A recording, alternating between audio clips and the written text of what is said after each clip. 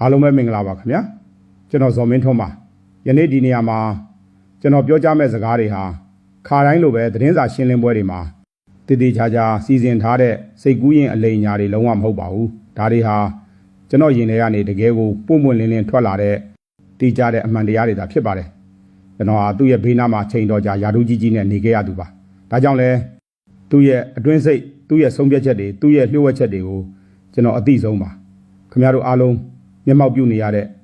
အမျိုးဘာသာသာသနာကိုစောင့်ရှောက်တယ်ဆိုတဲ့အပြောအဟောတွေပြီးတော့နိုင်ငံတော်ကိုကယ်တင်နေတယ်ဆိုပြီးခဏခဏပြောနေကြစကားလုံးတွေဟာအပေါ်ယံတရုပ်ဆောင်နေတာတရုပ်မှန်ဖုံးကွယ်နေတာတသက်တာဖြစ်ပါတယ်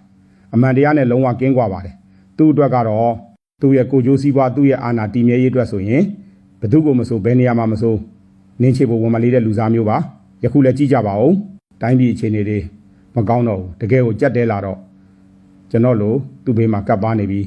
သူခိုင်းသမျှအကောင်းဆုံးလိန်ညာပေးခဲ့ရတဲ့သူကိုတောင်အသုံးမကျဘူးဆိုပြီးဝေးရကိုကန်ထုတ်လိုက်ပါပြီဒီလိုအကျိုးပေးကင်းမဲ့တဲ့အဆုံးသတ်မျိုးနဲ့ရင်ဆိုင်ရတာဟာတကယ်တော့မထူးဆန်းဘူးလို့ဆိုရပါလိမ့်မယ်ဒီတော့သူ့အတွက်အမြဲတမ်းအလုံးလုံးပေးခဲ့တဲ့ကျွန်တော်လိုလူကိုတောင်ဒီလိုစွန့်ပစ်ခဲ့မယ်ဆိုရင်ခင်ဗျားတို့ပြည်သူတွေကိုကြတော့သူကဘယ်လိုများသဘောထားမလဲဘယ်လိုနည်းနဲ့များဆက်ဆံမလဲဆိုတာနဲ့စဉ်းစားကြပါတွေးကြည့်ကြပါတော့အမှန်တိုင်းပြောရရင်သူဟာခင်ဗျားတို့ပြည်သူတွေကိုဘယ်တော့မှမိတ်ဆွေလို့မမြင်ပါဘူးအမြဲတမ်းသူ့ရဲ့အာဏာကိုချိန်ချောက်နေတဲ့ရန်သူတွေဖြစ်တာသဘောထားတတ်ပါတယ်သူ့ရဲ့အာဏာခိုင်မာတည်မြဲဖို့ဆိုရင်တိုင်းပြည်ကြီးတစ်ခုလုံးပျက်စီးသွားပါစေကျွန်တော်တို့ရဲ့ချစ်ရတဲ့လူငယ်တွေရဲ့အနာဂတ်တွေအိမ်မက်တွေပျောက်ဆုံးသွားပါစေသူလုံးဝဂရုမစိုက်ပါဘူးအရေးတောင်မလုပ်ပါဘူးသူပြောနေတဲ့ငြိမ်းချမ်းရေးဆိုတာကလည်းပြည်သူတွေကိုလက်နက်နဲ့အကြမ်းဖက်နှိပ်ကွပ်ပြီးငြိမ်ဝှက်အောင်လုပ်တာကိုပြောတာပါဖွံ့ဖြိုးတိုးတက်ရေးဆိုတာကလည်းသူ့မိသားစုဝင်တွေသူ့ရဲ့နောက်လိုက်တပည့်တွေ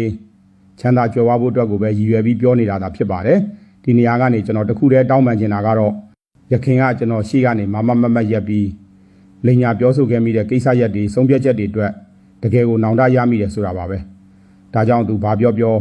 လုံးဝကိုမယုံကြည်ကြပါနဲ့တော့သူဟာခမရတို့ပြည်သူတွေကိုကာကွယ်ပေးမဲ့သူလုံးဝမဟုတ်ပါဘူးသူကခမရတို့ကိုတစားကန်ဖြစ်အသုံးချပြီးသူ့ရဲ့အာဏာပလင်သူ့ရဲ့ရာဇပလင်ကိုသာ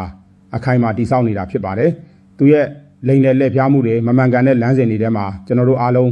အတူတူနှိမ့်မွန်းခဲ့ကြပြီးပါပြီဒီအခြေအနေတွေဟာတော်သင့်ပါပြီလုံလောက်ပါပြီမင်းအောင်လှိုင်ဆိုတာတိုင်းပြည်ကိုတကယ်ချစ်မြတ်နိုးတဲ့သူမဟုတ်ပါဘူးသူချစ်တာကသူ့ရဲ့အာဏာကိုပဲအသက်လို့ချစ်မြတ်နိုးတာပါဒါကြောင့်ဘယ်တော့မှသူ့ကိုမယုံကြပါနဲ့တော့ကျွန်တော်လိုပဲယာဒူးတွေပြုတ်ပြီးအရာဆုံးရှုံးသွားမှနောင်တရတာမျိုးခင်ဗျားတို့ပြည်သူတွေမဖြစ်ကြရအောင်လို့ကျွန်တော်ဒီစကားကိုယင်ဖွင့်ပြောကြလိုက်ရခြင်းဖြစ်ပါတယ်